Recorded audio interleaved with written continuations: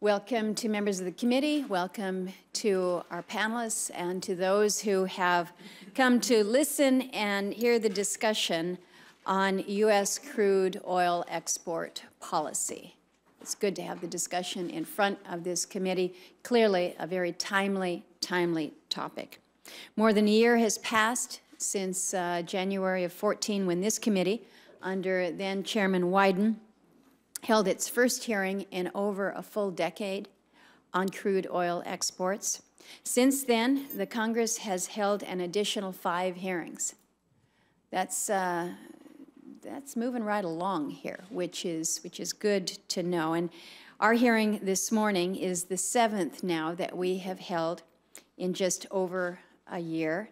This represents substantial progress on the education front. And when I first had an opportunity to bring up the issue of oil exports and the need to re-examine our policy here in this country with the current export ban, it felt like I was a pretty lonely voice out in the wilderness there, but I made a very clear effort initially to say that this was going to be about education. This was not about moving a legislation through that was not thoughtful and considered, but really this was about an education and an awareness effort. And we've seen just that. We've seen analysis from the Government Accountability Office, from Brookings Institution, the Heritage Foundation, the Council on Foreign Relations, Center for Strategic and International Studies, the Cato Institute, the Aspen Institute, the Center for American Progress, the Congressional Budget Office, Columbia University's Center on Global Energy Policy, Resources for the Future, Center for a New American Security, Peterson Institute for International Economics, ICF International, IHS, NERA, and even more beyond that. The vast majority of this analysis ends up in the same place. And I think it's important that we understand that, but we hear the other side. The U.S. Energy Information Administration has also published 3 reports as part of the dynamic and ongoing analysis that I requested last year, and it's due to release some final pieces very soon. But when I mentioned last year that 2014 would be the year of the report, it seems clear to me that it was exactly that these various institutions, these thought leaders engaged in that willingly and with a certain amount of energy, which was good. But the year of the report is coming to an end. And while I continue to believe that the administration retains extensive authority, explicitly delegated to it by previous Congresses in statute, it is also appropriate for us to consider our legislative options.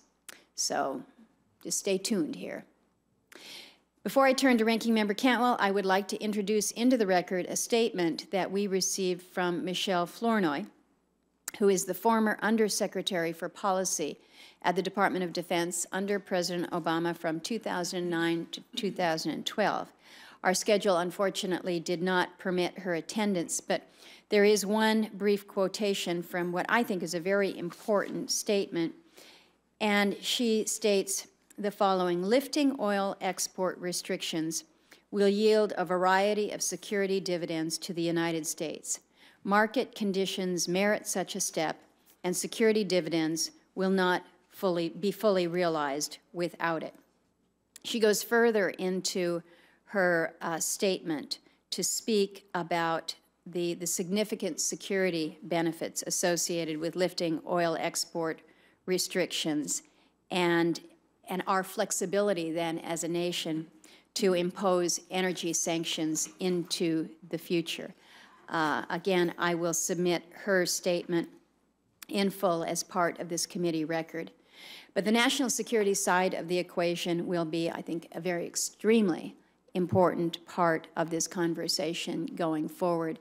I would look forward to comments from the individuals as you present this morning, not only in this area, but on other aspects of this policy consideration that we have in front of us. Again, I thank you all for being here. I will look forward to your testimony this morning. I will turn to Ranking Member Cantwell, and then we'll have an opportunity for you each to present your statements, and we will turn to questions for each of you. With that, Senator Cantwell.